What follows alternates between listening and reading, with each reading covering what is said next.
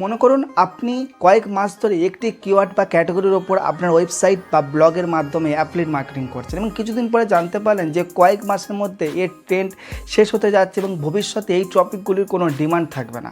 এই অবস্থায় আপনি কেমন ফিল করবেন? কোনোদিন ভেবে দেখেছেন আমরা হাজার হাজার টাকা ইনভেস্ট করি আপনার একটা ওয়েবসাইটের মাধ্যমে একটা ডোমেন নেম হোস্টিং নেমের সঙ্গে কানেক্ট করার মধ্যে 3,000-4,000 টাকা প্রথমত আমাদের লেগে যায়, তারপর আমাদের এফার্ট থাকে 3 মাস 4 মাস 5 মাসের এফার্ট থাকে, ঠিক আছে?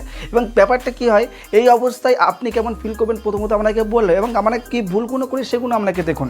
ঠিক এই ভুলগুলো কিন্তু যখন আপনি আপনার অ্যাফিলিয়েট মার্কেটিংয়ের জন্য কিওয়ার্ড রিসার্চ করেন না, এই ভুলগুলো কিন্তু আমাদের মধ্যে দেখা যায়, এই ভুলগুলো কিন্তু আমরা করে রাখি।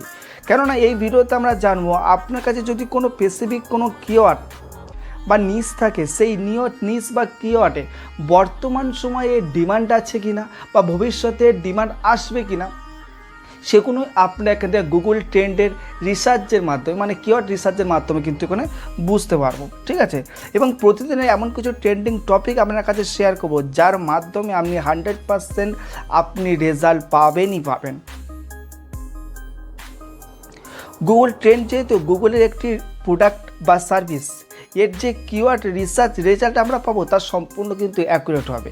এবং সবচেয়ে গুরুত্বপূর্ণ ব্যাপার হলো এখানে আপনি প্রত্যেক কান্ট্রি রিলেটেড ভাইরাল কন্টেন্ট এবং বেস্ট সার্চেবল কন্টেন্ট সার্চ করতে পারবেন এবং একটি স্পেসিফিক কিওয়ার্ড কত মাসের জন্য, কত দিনের জন্য, কত বছরের জন্য ট্রেন্ডিংয়ে আছে কিনা সেটা জানতে পারবেন। তাহলে ভিডিওটা কিন্তু যথেষ্ট ইন্টারেস্টিং হতে চলেছে।